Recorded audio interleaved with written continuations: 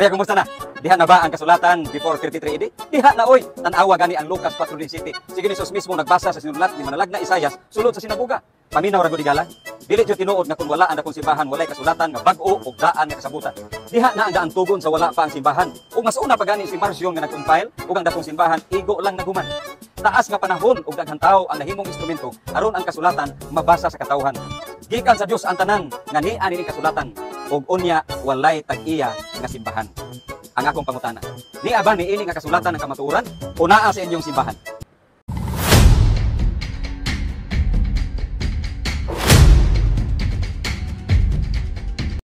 Kining atong mga higala ba nga mga dili katoliko aron na paghatag og pagpalusot sa ilahang gitawag og mga argumento, ang ilahang himuon mao ang paghatag og tinumo-tumo nga mga butang aron inigar ang kamatuoran nga ang Santa Iglesia Katolika Apostolika Romana mao ang responsableng tag-iya ni anang maong gitawag og libro nga Biblia. Nana daw ang kasulatan before pang Santa Iglesia Katolika Apostolika Romana? Yes, ang Old Testament. Pero ang New Testament, Katoliko nag-provide ana nga naman kay ang mga ebanghelista ug ang mga writers sa New Testament puro man to gitawag og mga Katoliko. Ang word manggod nga kasulatan, general term manggod na nga nagapunting kung atong tan-awon ba lang kasulatan sa Old Testament.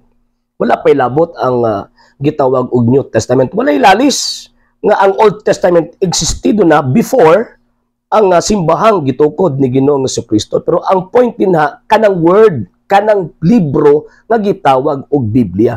Nga naman kanang kasulatan manggod nagipunting sa balaang kasulatan kanang Biblia, nagapunting kana sa Pentateuch, katong sinulat sa mga propeta, katong mga salmo, and at the same time ang kasaysayan sa gitawag og mga Hudyo. So kung Old Testament lang, gitawag na siya og Jewish scripture. Di na siya pwedeng katawagon na Christian scripture. So kung nangatuang una-una, pagnigar sa simbahang Katoliko, nga siya ang tag-iya ni anang maong Biblia niya, ang imuhang or ang ilahang tawagan ng itarget ang Old Testament lang. Nga nung wala pa man siya nagpasakop anang relihiyong Judaismo. Hindi man sila nagpasakop anang gitukod og mga Amerikano. So dapat kung tinuod gyud ang ilang pagnigar mahitungod sa kamatuoran nga ang tag-iya sa Biblia mao ang simbahang Katoliko. Biblia, libro Old and New Testament. Ang tag-iya ni ana ang simbahang Katoliko dapat sana dili sila magpasakop sa Seventh-day Adventist, dapat dito sila magpasakop sa Judaismo, sa Judaism. Number 2, nga gitawag og the point, mga higala og mga igsoon, kanang mingon ta og bala ang kasulatan sa Biblia, kung nagbala ang kasulatan, wala pa'y apil din ang Bagong Testamento. Never gisgutan sa mga apostol kaniadto nga apil ang ilang writings sa bala ang kasulatan. Kinsa na may nagtug-an ana o kinsa may nagdeclare ana o nagtudlo na ana nga kining New Testament apil sa bala ang kasulatan ang simbahang Katoliko na. Nya kining atong mga higala nga mga sulpot, dawat limpyo man sila.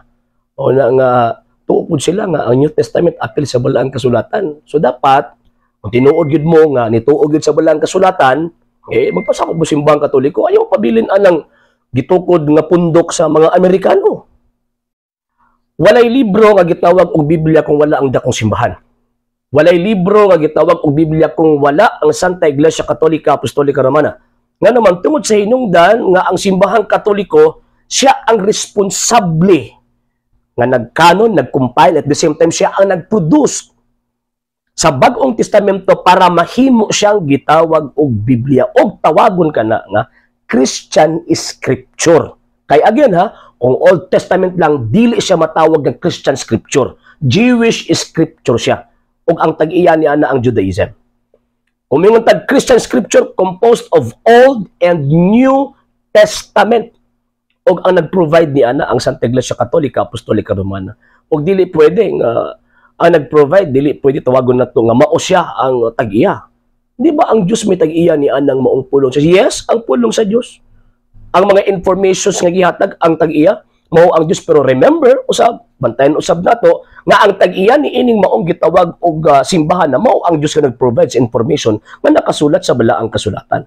So kung maingon ta nga ang tag-iya sa Biblia mao ang simbahang Katoliko, tabla ra nga ingon ta nga ang tag-iya ni anang maong Biblia ang tinubdan nga mao ang Dios nga naman kay diinto pwede ibuwag ang Dios ug ang gitawag og simbahan.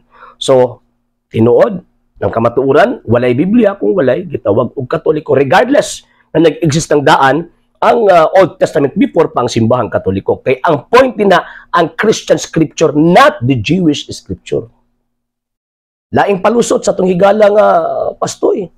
Ingon pa niya, mas una pa nakakumpile si Marcion. Nga diha mo nagpasakop sa Seventh-day Adventist kung ito mo kung Marcion. Si Marcion o sa ka-heretic o sa ka-irihes nga nagtudlo og mga butang supak sa Kristohanong pagtuo o kanang Kristohanong pagtuo diha sa kasaysayan, refer na sa gitawag og simbahang Katoliko nga nagtudlo sa pagtuong Kristohanon. Second point, si Marcion ang iya nang gikumpile ang New Testament lang. Kay wa siya magtuo sa Old Testament o ubang mga scriptures, ubang mga nasulat sa Bagong Testamento. E kining atong higala nga Seventh-day Adventist, ano nito man mo anang Acts of the Apostles, ano nito mo anang mga epistol ni San Pablo, apil lang tawag ang epistola Katolika o kini nga Book of Apocalypse. Ng simbang Katoliko naman ang provide niya na. Ano nito man mo ni ana. And remember, ang 4 Gospels, ang 4 kay ebanghilista kanang writer ana puros puro na Katoliko. Unya si Marcion, again ha, irihis. Dili to tawag ining tinuod nga Kristiyano. Nagtudlo tog hidwa o nagtudlo tog sayop nga pagtulunan. Hinuon, ining ato ang mga higala nga mga Seventh-day Adventist o manikalainan sa kang Marcion kay irihis man dagko.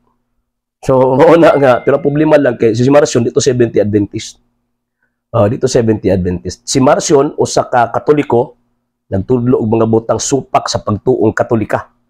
Supak sa pagtuong Kristiyano. Kung may supak sa pagtuong Katolika, supak sa pagtuong Kristiyano. Kaya at the time, wala pa 70 Adventist.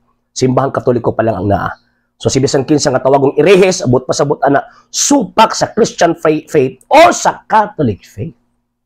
Ang tag-iya sa balaang kasulatan or kanang gitawag og Biblia, ang Santa Iglesia Katolika Apostolika Romana. Remember, butang kana. Kung butang ka na ay responsabling nagpagawas ni anang maong butanga. O ang responsabling nagpagawas anang butanga, mao ang simbahang Katolika, Santa Iglesia Katolika Apostolika Romana. O niya, ang Santa Iglesia Katolika Apostolika Romana, gitukod sa Diyos. Kung gitukod sa Diyos, iya sa Diyos. So kung unsay iya sa Santa Iglesia Katolika Apostolika Romana, iya ka na sa Diyos. Nga naman, again, dili pwede ibulag ang Diyos o ang Santa Iglesia Katolika Apostolika Romana. So ang question, asa man ang gitawag og kamatuoran, naaba sa simbahan o naaba sa gitawag og kasulatan?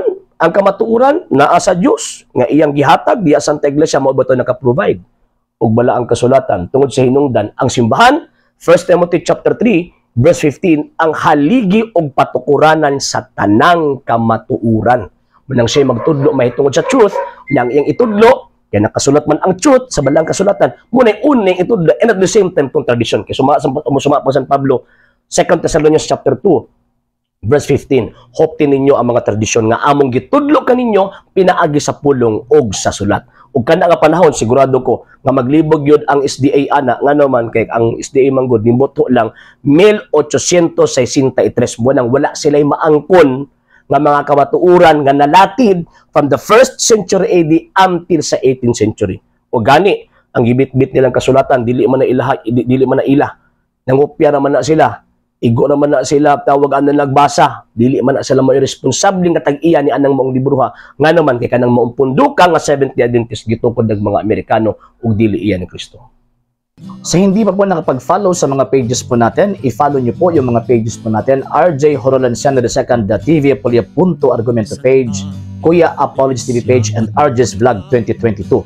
And pwede rin po kayo mag-send po dyan ng Facebook stars. And also, sa atin po mga channels, sa hindi po nakapag-subscribe, i-subscribe po ninyo yung mga channels natin, Dalay Catholic, Apologist International Official, RJ Sano II TV, Kuya Apologist TV, and Barrio Kawayan Religious Forum.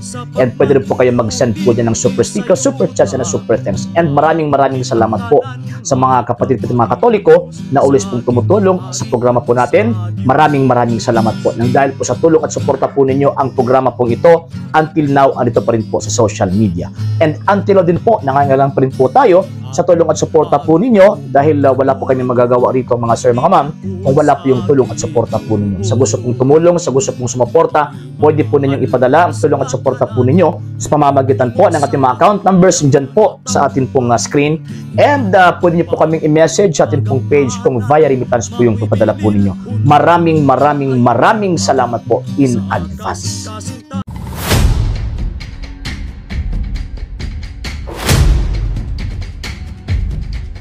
Pastor CJ, may tanong lang po ako.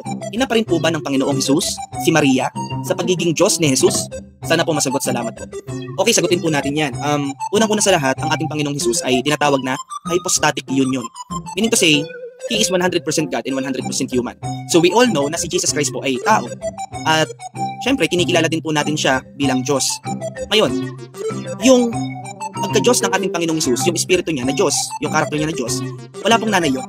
Actually, kaya po, mali nga po yung panalangin, no? Masingit ko lang po mali, hindi po ito pangatake. Mali po yung panalangin na Hail Mary, Mother of God. So, hindi po ito pangatake, huwag po kayo magalit sa akin. Pero mali po yung word na yun, Mother of God. Kasi yung God, walang mother. Pag sinabi po nating mother, doon ka nang galing, isinilang ka doon. Kasi mother mo yun eh. So ngayon, yung physical body ni Jesus Christ, nanay yun ng ating Panginoong Jesus, yung physical. Pero yung nature na God ni Jesus, hindi po.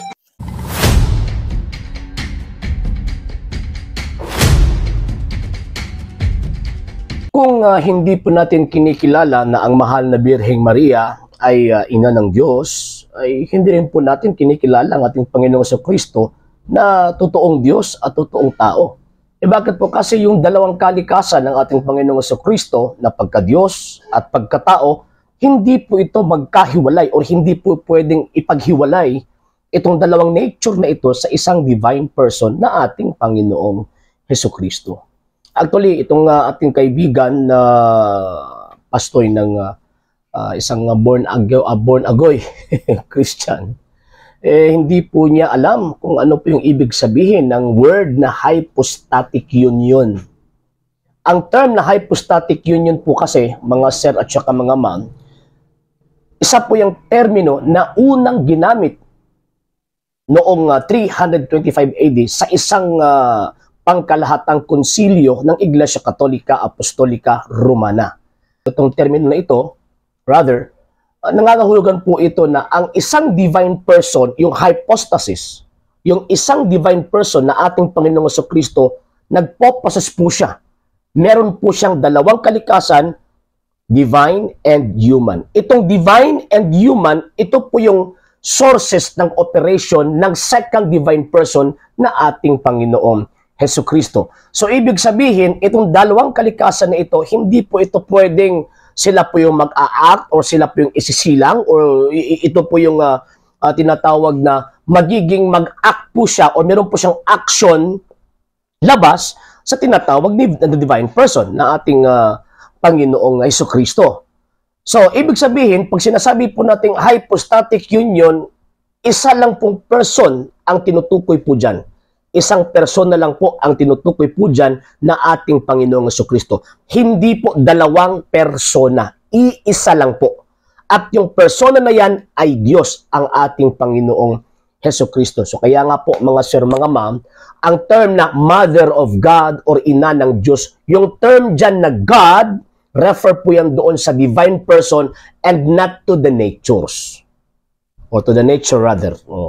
So, itong sinasabi ng ating kaibigan na isang pastoy ng born agoy Christian, sinasabi po niya na inalam daw po ang ating mahal na Inang Maria sa pagkatao o yung physical body ng ating Panginoong Jesucristo, pagkatapos yung sa espiritu daw po ay hindi daw po. Hindi po kasi yung physical body and soul of our Lord, part po yan ng humanity. Part po yan ng pagkatao. So, ang nature po ng Panginoong Diyos before po siya naging tao, isa po siyang espiritu. Isa po siyang espiritu. Nag-acquire po siya ng ibang kalikasan na pagkatao. At yung pagkatao na yon, yung kalikasan na yon, nandyan po yung katawan at kaluluwa. So, ibig sabihin, yung divine person na walang katawan at walang kaluluwa, nag-possess po siya ng katawan at kaluluwa naturally. Bakit po naturally? Kasi hindi po magiging ano po yan eh. Hindi po parang laruan lang po yung nature na sinasabi po diyan eh. Kung hindi yung nature na sinasabi po diyan, ibig sabihin substantial. Substantial, ibig sabihin po diyan, or it means na itong tinatawag na kalikasan ito talagang ang Kristo talaga. Yung tao na nakita po natin na Kristo, yan po yung Diyos. So ngayon, ang ipinagdadalang tao po ng mahal na birhen, yung divine person. Kaya nga po, kung babasahin po natin yung banal na kasulatan, St. Luke chapter 1 verse 28 hanggang sa 37, magiging ina ka sa anak ng kataas-taasang Diyos. So ibig sabihin, pag sinabi maging ina ka sa anak ng kataas-taasang Diyos, ibig sabihin, yung ipinagdadalang tao ng mahal na birhen, hindi po nature. Hindi po divine nature yung ipinagdadalang tao ng mahal na birhen.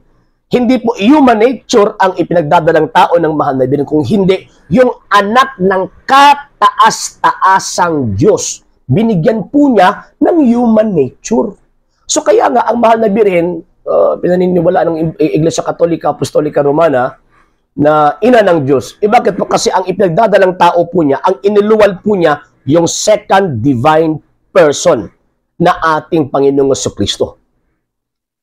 Second, tinatawag na point. Sabi pa niya, pag sinasabing naging tao ka, naging ina ka, so ibig sabihin, nanggaling ka sa Kanya. Ang Panginoong Jesucristo nanggaling po sa mahal na birhen in terms of humanity.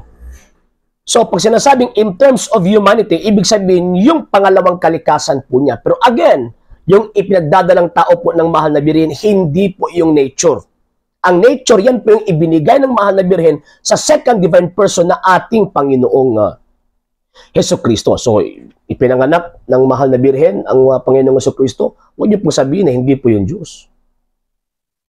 Nagkatapos, lumaki po itong batang ito at nagturo po siya pagdating po niya ng ika-30 taon po niya sa sanlibutan pong ito. Huwag niyo po sabihin na hindi po yung Diyos. At sino po yung anak na yun? Sino pong ina ng tinatawag na Kristo na yon? Ang mahal na Birheng Maria. Kaya nga po, tinatawag po siya na ina ng Diyos. Bakit po? Kasi yung anak po niya, yung iniluwan po niya, Diyos po yun. At meron po siyang pre-existence. Hindi naman po tayo tutol po dyan. Meron po siya tinatawag na pre-existence. Ibig sabihin, existed na po siya before po siya ipinanganak. Pero ipinanganak po siya, hindi po nawala yung pagka-Diyos po niya. Kung hindi po nawala yung pagka-Diyos po niya, nananatili po siyang Diyos. So, nang nasa loob po siya ng sinapupunan ng mahal na birhen, nananatili po siyang Diyos. Kung nananatili po siyang Diyos, ano po yung tawag po natin sa mahal na Birheng Maria? Ina ng tao? Again, hindi po dalawang person. Ang Panginoong Jesucristo, iisang person lang po ang Panginoong Jesucristo. So kung iisang person lang po, ano pong klaseng person po siya? Hindi po siya human person, kung hindi divine person. So ang ipinanganak ng mahal na birhen, ang divine person na ating Panginoong Jesucristo. So kung sasabihin niyo po na mali ang dasal ng Iglesia Katolika Apostolika Romana na Holy Mary, Mother of God, so implied po yan na hindi niyo po pinaniniwalaan na yung ipinagdadalang tao ng mahal na birhen, yung anak po niya ay Diyos. Yan po. So kung ganyan po yung paniniwala po ninyo, ay hindi po kayo totoong Kristiyano. Isa po kayong huwad, fake Christian. At yan po yung sinabi ng banal na kasulatan, mga antikristo. Sa hindi pa po nakapag-follow sa mga pages po natin, i-follow nyo po yung mga pages po natin, RJ Horolanciano II, TV Apolia Punto Argumento page, Kuya Apologist TV page, and RJ's Vlog 2022. And pwede rin po kayo mag-send po dyan ng Facebook stars. And also, sa ating po mga channels, sa hindi po nakapag-subscribe, i-subscribe po ninyo yung mga channels natin, The Lay Catholic, Apologist International Official, RJ Sano II TV, Kuya Apologist TV, and Barrio Kawayan Religious Forum. And pwede rin po kayo mag-send po dyan ng super sticker, super chats, and super thanks. And maraming salamat po sa mga kapatid ko mga Katoliko na always pong tumutulong sa programa po natin. Maraming salamat po. Nang dahil po sa tulong at suporta po ninyo, ang programa pong ito until now, andito pa rin po sa social media. And until until din po, nangangailangan pa rin po tayo sa tulong at suporta po ninyo dahil wala po kami magagawa rito mga sir, mga ma'am, kung wala po yung tulong at suporta po ninyo. Sa gusto pong tumulong, sa gusto pong sumuporta, pwede po ninyong ipadala ang tulong at suporta po ninyo sa pamamagitan po ng ating mga account numbers dyan po sa ating pong screen. And pwede nyo po kaming i-message sa ating pong page kung via remittance po yung papadala po ninyo. Maraming salamat po in advance.